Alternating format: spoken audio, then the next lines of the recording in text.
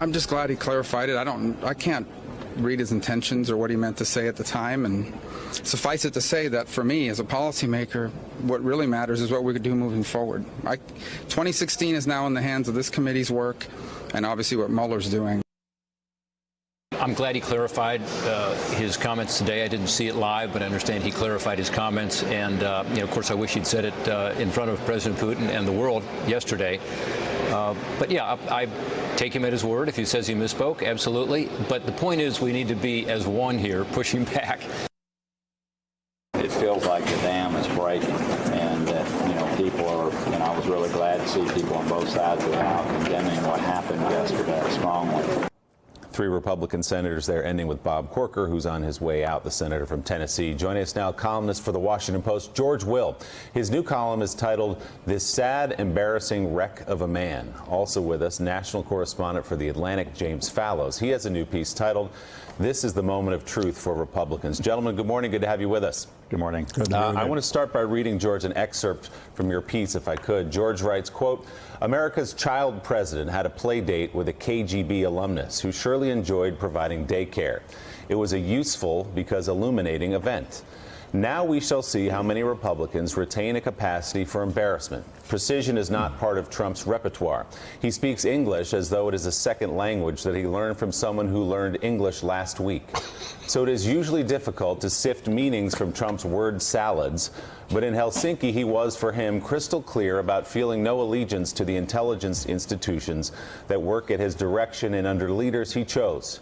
Trump has a weak man's banal fascination with strong men whose disdain for him is evidently unimaginable to him. And yes, he only perfunctorily pretends to have priorities beyond personal aggrandizement. But just as astronomers inferred from anomalies in the orbit of the planet Uranus the existence of Neptune before actually seeing it, Mueller might infer and then find still hidden sources of the behavior of this sad, embarrassing wreck of a man." And it goes on like that. George Will, I believe you wrote that piece before the president clarified. He believes he clarified yesterday. What did you make not just of the initial event with President Putin on that stage where he refused to defend the United States of America, but his attempted clarification yesterday? Well, I think the president this morning is saying, you see, I told you the truth is overrated because I told you the truth in Helsinki. And he had to spend yesterday taking back what he really meant to say and what he in fact did say. It's hilarious to see Senator Rubio and then Senator Portman come out and use the word clarified as to what the president just did. The fact that the Republicans on Capitol Hill are terrified. They have individual terror and collective terror. The individual terror is that they will be individually attacked by the president, thereby costing them a third of their vote. The collective terror is that if Congress seems to turn on the president, the Republicans in Congress, he will attack Congress, thereby depressing the turnout, thereby costing them the House certainly and perhaps the Senate. George, you talk about hidden sources for the president's behavior. Well, the running line now among Republicans seems to be that the president's ego is so fragile, that he is so insecure about his election victory that there's no way for him to separate that from the Russian attack. Based on what we saw Monday in Helsinki, what do you think? Do you think that it is that, or do you think that we're talking about something far more serious here in terms of some kind of quid pro quo, some kind of ill behavior here on behalf of the president's team? Well, first, I think the president's insecurities go far beyond the election results and the fact that he lost the popular vote. I think he is the most insecure human being I've ever seen, and I think to understand him, you have to understand he feels out of his depth in every situation he's in. He doesn't understand the vocabulary of American government. He doesn't understand the conversations that are going on around him. It's like a 12-year-old in a room with people who specialize in quantum mechanics. He just is lost at all times. Is that enough to explain his behavior, though? Just insecurity? No, that doesn't explain it all. From the fact that he decided never to release his tax returns, we come to the conclusion, we don't know what he's hiding, but obviously he's keeping something secret. Obviously he's hiding something, which licenses, it seems to me, responsible speculation about what he might be hiding. the analogy I made to what the astronomers inferring the existence of something from the behavior of other bodies, when the president says, I want to meet with Putin one-on-one with no American there, what do we know? We know that the Russians are going to know what he said there, so he's keeping a secret from whom? From Americans. It's reasonable to speculate why that is so.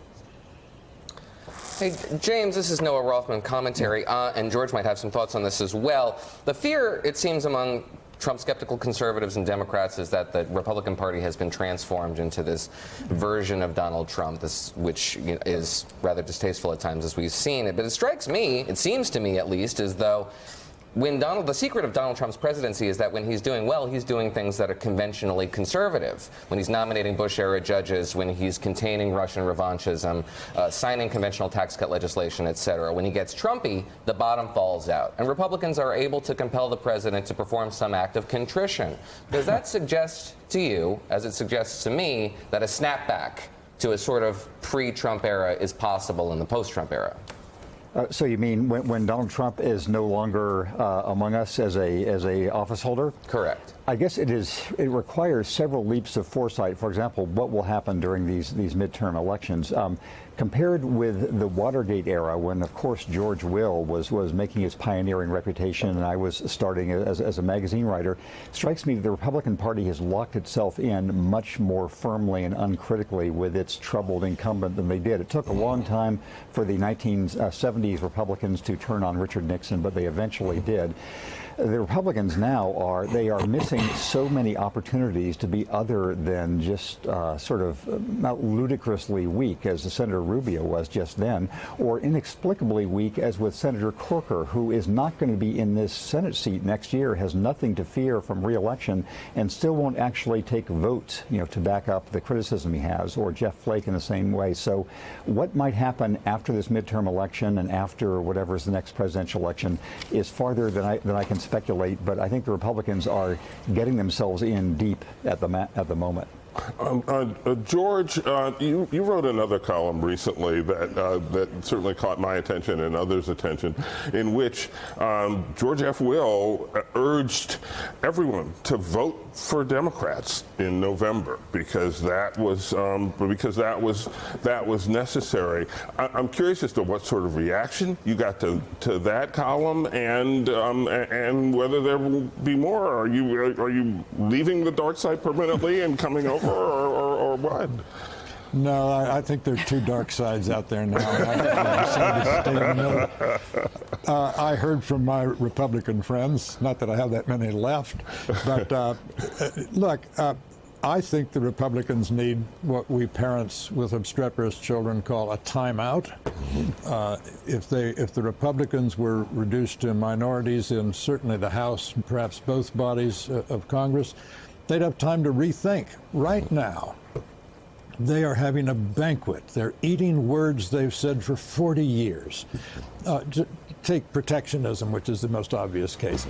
Government doesn't get any bigger or bossier than when it is telling the American people what they can buy, in what quantities, and at what prices. This is comprehensive crony capitalism and industrial policy. Suddenly Republicans are in favor of it. Now suppose Mr. Trump, at the end of this term, declares victory, says the swamp has been drained, I'm going home. What do they do? You snap back? What do they say? Well, never mind what we've been doing for the last 4 years? Mm-hmm. It won't pass the laugh test. The president, up watching the coverage this morning, has just tweeted 2 minutes ago, Mike. He writes this: some people hate the fact that I got along well with President Putin of Russia. They would rather go to war than see this. It's called Trump derangement syndrome. That's from the president of the United States just a moment ago. Yeah, Willie, maybe it's because I'm overtired staying up late watching the All-Star game. I'm sick of his tweets. I'm sick of his thoughts. For him to mention the word war. I know a lot of 18, 19, and 20-year-old young men and women out there.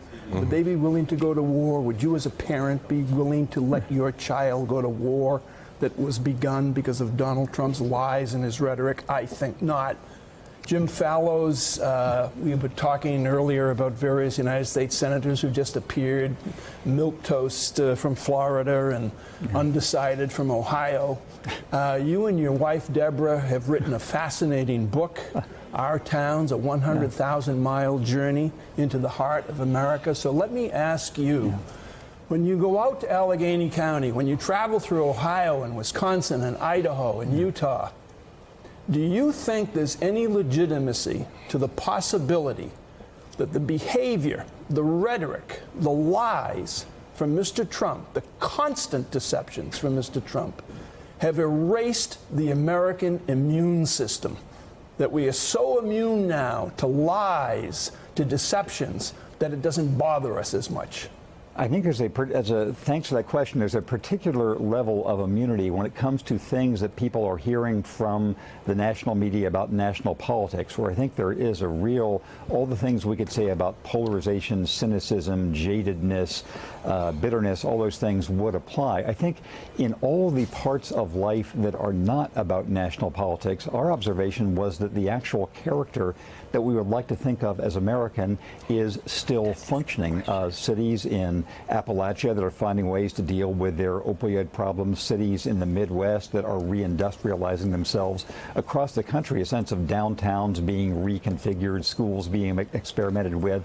So I think that there is this kind of immunity you suggest at one level, and there's this kind of resurgent health at others, and the struggle of the next while coinciding with these midterms and beyond that is the actual struggle for which is the dominant character of the United States, and I know which side that I hope prevails. James, they say that elections always come down to pocketbook issues. Well, we just have numbers in now showing that 6 months after the tax cuts, real wages are down. The tariffs are set to wreak havoc.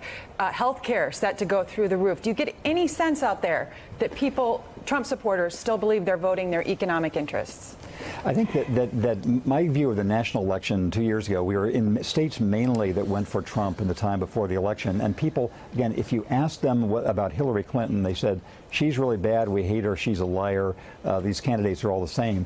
If you asked them about their progress through life, they were feeling as if their communities and most industries were in a slow recovery. So we thought there was a disjuncture between pocketbook issues and this the national voting last year. We'll see how it goes. The pocketbook issues prevail. Also, there are other ones too. That women's issues matter a lot.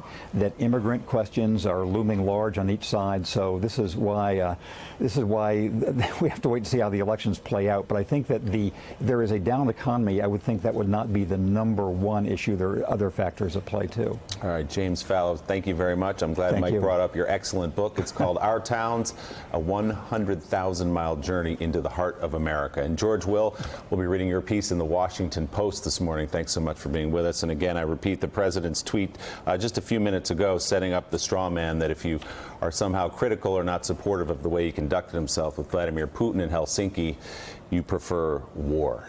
Coming up, some Democrats are now talking about issuing a subpoena for the translator to reveal what President Trump said to Vladimir Putin in their one-on-one closed-door meeting on Monday.